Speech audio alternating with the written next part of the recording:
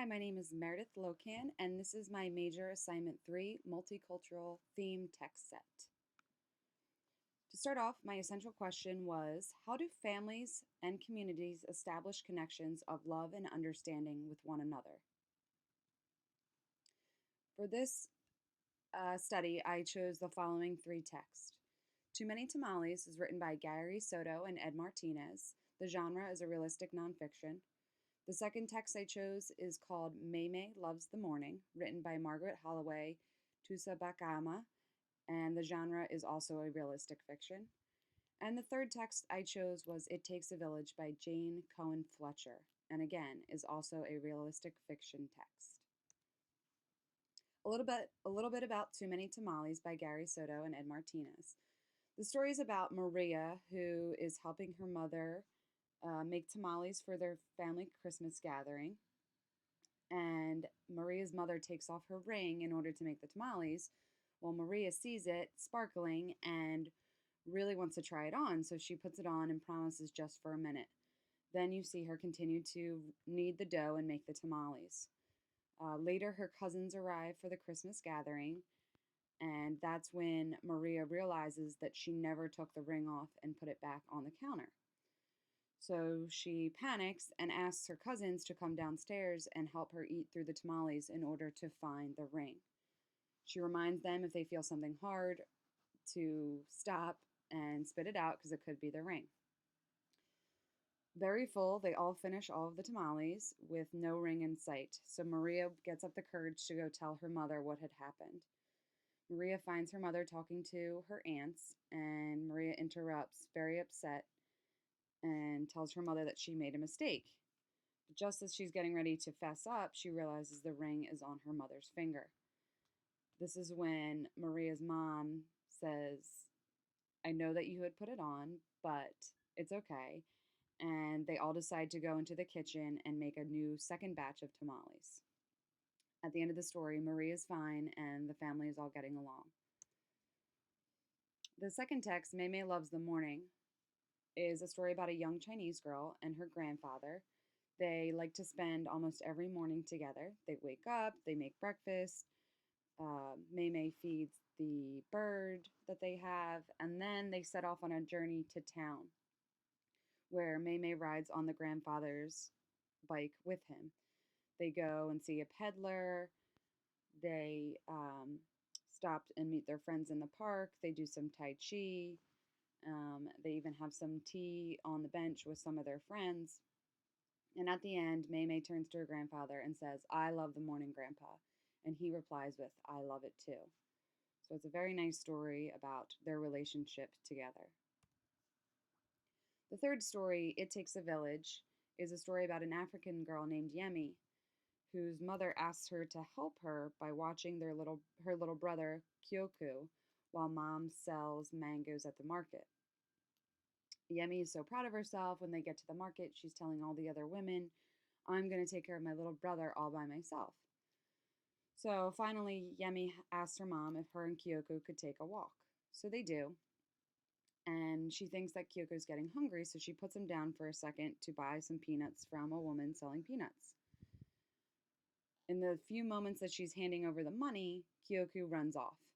So then the rest of the book, Yemi is off searching for Kyoku, wondering if he's lost, or scared, or thirsty, or tired, or hungry. But meanwhile, we see that the author and the illustrator show on the accompanying page that he's fine, that there's different members of the village meeting all of these needs. So the context of this study, this slew of lessons, would probably be best for first grade. And the reason why I chose these three texts is because they are about all different sort of cultural backgrounds. However, they all have clear connections of love and understanding and a sort of family dynamic unit, whether it be immediate family or the family like the villagers in that story. The time frame for this, anywhere between 1 and 2 weeks, depending on how long you want some of these activities to take. The before reading or during reading and after reading. Sometimes the after reading might fit into the same day or maybe would need to be done the following day. some interdisciplinary connections for social studies. You could have students research the Chinese, African, and Hispanic cultures that are talked about in the text. For language, students can learn some of the terms that were used in the text, like Tai Chi, tamales, and the market where um, Yemi's mother was selling the mangoes. For art, students can create pottery like the pottery showcased in It Takes a Village.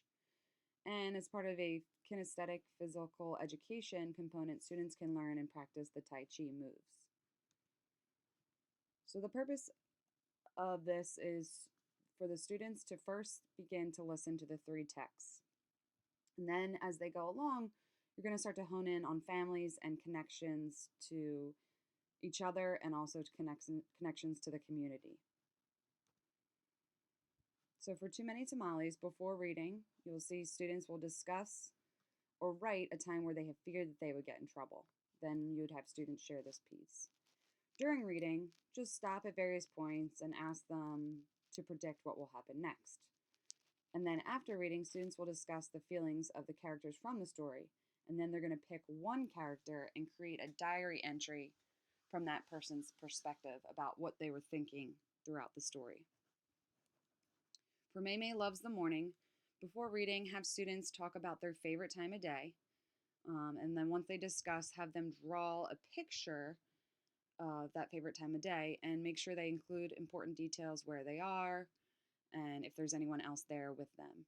And then have the students share this piece.